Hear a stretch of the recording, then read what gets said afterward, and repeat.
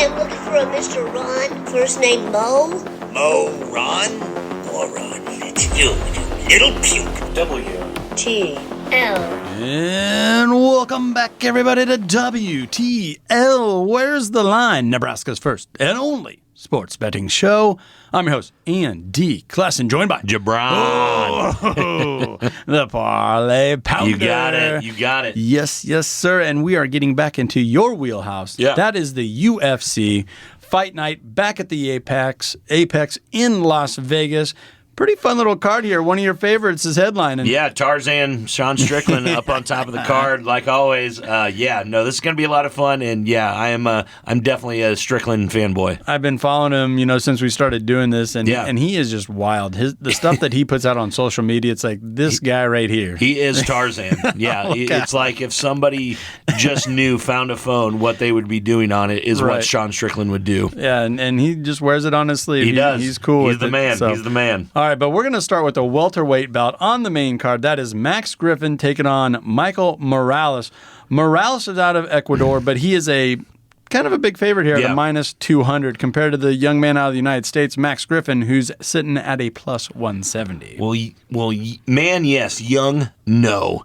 Griffin is currently at 37 years of age, Andy, and I'm going to flip to Morales here. He's going to try and keep this on his feet and look for his knockout shot. Yeah. But he will be currently faster than Max Griffin. But Griffin will try and make this more of a physical fight and against the fence or on the ground. So that's what you got to look for. In Morales' last fight, he did get taken down, which really puts some doubt in your mind there, Andy. So he pulled off the win, though. He did. He pulled off the wins, and he was able to get back up to his feet and then block a couple of those takedowns later in the fight. So he's going to have to do that a lot more against Max Griffin because that's all he's going to try and do.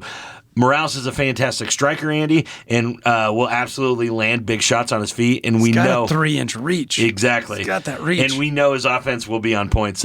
But Max Griffin is no slouch. I'm not trying to say that in the striking department, and he has fought way better competition than Morales. Yeah, Max Griffin has been through the gauntlet, but this is a nice step. Yeah, this is a step up in competition for Morales, but I think this fight is going to show us the new up-and-comer, is going to be better than the aging veteran. Morales is 14-0. Yeah. He's on his way up, but Max Griffin's sitting there with 19-9, so you can't take him lightly. No, you can't. And I think that's why it's kind of tight, minus 200 and plus 175. Those aren't wild. No, it's not wild lines odds out there. And that's the reason for it. Like we said, Griffin is 37 years of age, Andy, and his best years are behind him. And while he'll be, a good test for Morales, I just think there's more of a formality that Morales, this is his stepping stone. This is how he gets ranked. This is how he breaks into the top and starts fighting that upper echelon of this division. So just Morales on a straight bet to win, or what is that your best bet? I think just to win right now. You could throw some stuff on there. There is winning method on him right now. Let me look. Buy TKOs at a plus 175. So that's not the best odds, but it is better than the minus 240 or 200 that you're looking at right now. So if you really think he's going to go out there and knock him out, which is probably the best bang for your buck at the plus 175, because that is the most likely to happen, is that Morales just overcomes Griffin with this KO. All righty. So should we move on up the card? Let's do it. Got a lightweight bout. Young man, maybe not so young by your standards here, Mr. Parlay Pounder from Kazakhstan. That's Damar Ismagulov. He's the number 12 contender in the world versus Grant Dawson, the number 15 contender in the world. Dawson, a slight dog here at a plus 125. Yeah, this is going to be an incredible fight, Andy. And it's kind of a coin flip, isn't it? It really is a coin flip. To me, it is anyways. And as both guys can jump up a lot in the rankings with a win, Ismagulov is the favorite, like you said, but I like the underdog. Demir's coming off a razor-close split decision win. Where he took a lot of damage, and it kind of went down to the Herb Dean there, reffing this thing a little bit, where I think it probably should have went the other way. It went his way. Sure. So I think Demir has the advantage on the feet, but what I like about Dawson is how good his body triangle is on the ground and how he just doesn't let guys up once he gets that in. You know, some guys get their hooks in or whatever and then kind of get tired of it. Not Dawson. Dawson is going to keep him on the ground for as long as it needs. Dawson also turned down a fight against the guy that beat Demir last time, but he was willing to accept this fight. So I think he really thinks that he has an advantage over this guy, and especially on the ground. He's got a great advantage grappling-wise. He averages almost 4 takedowns per every 15 minutes, where Demar is only at just over one takedown per 15. So that just tells you everything you need to know. Their takedown accuracy is about the same, but it's just that Dawson is relentless. He's not going to let up. He's not going to let up. It's that wrestling background pedigree that I think he brings with him. Exactly. And Dawson hasn't fought anyone with the skill set of Demir. I'm not saying that, but he gave Mark Madsen, a decorated wrestler, his first loss in the UFC by dominating the wrestler and getting the submission finish. So I like Dawson to pull up this upset, Andy.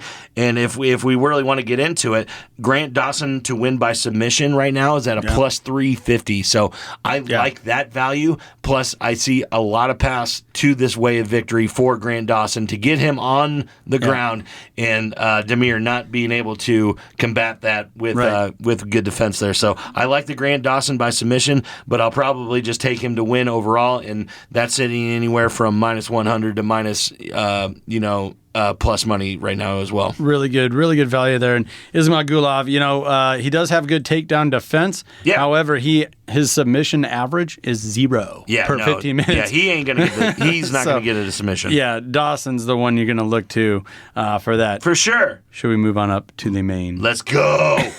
Event. Yeah. The middleweight bout, the number 7 contender in the world, Tarzan. Sean Strickland out of the United States is the favorite here at a minus 170, taking on Abbas Magomedov out of Germany, who's a plus 145 underdog. Now, people have looked at that and thought, how did this guy get the fight like this so early, and why is the line so tight?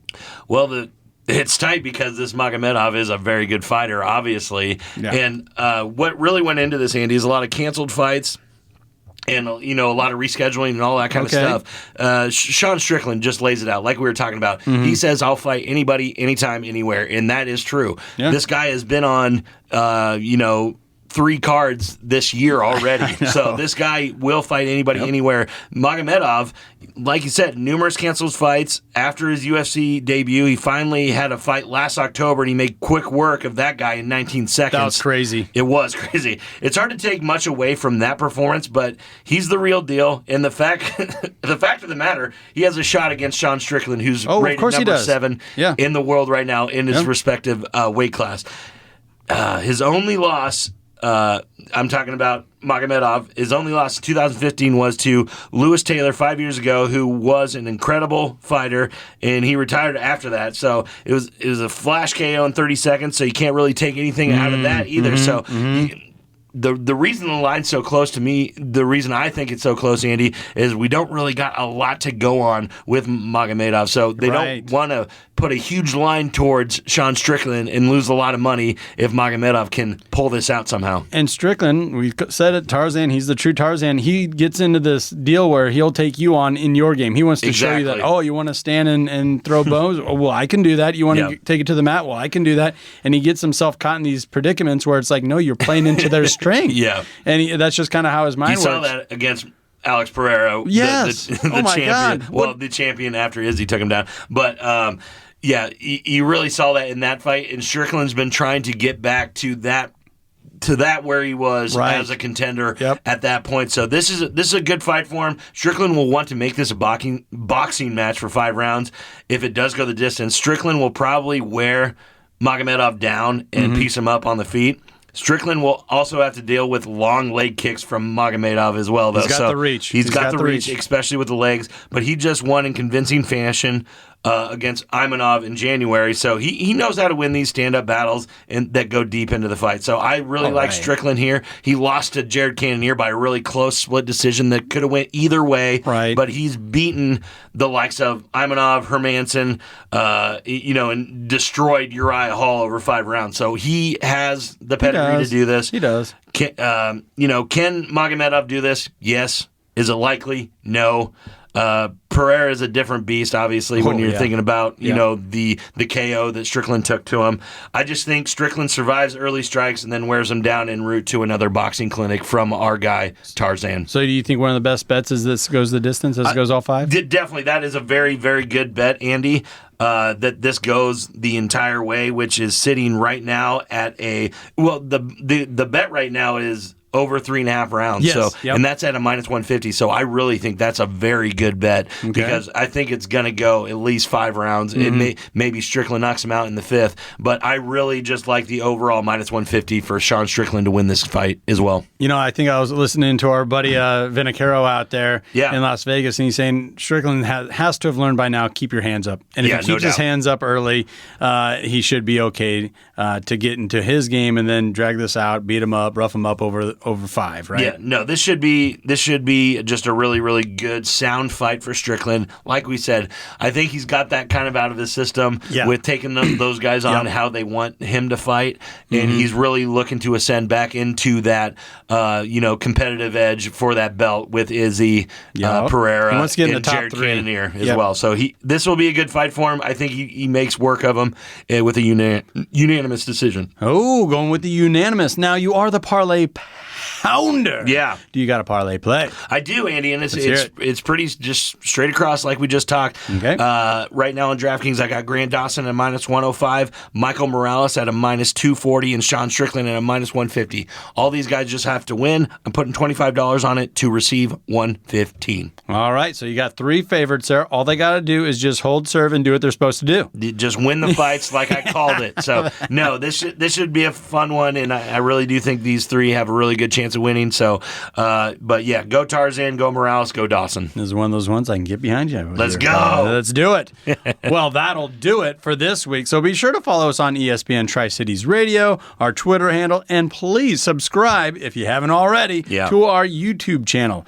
Get those daily free picks over on our TikTok as well if you are one of those TikTokers out there. For Jabron, the Parlay Pounder, I'm Andy Klassen.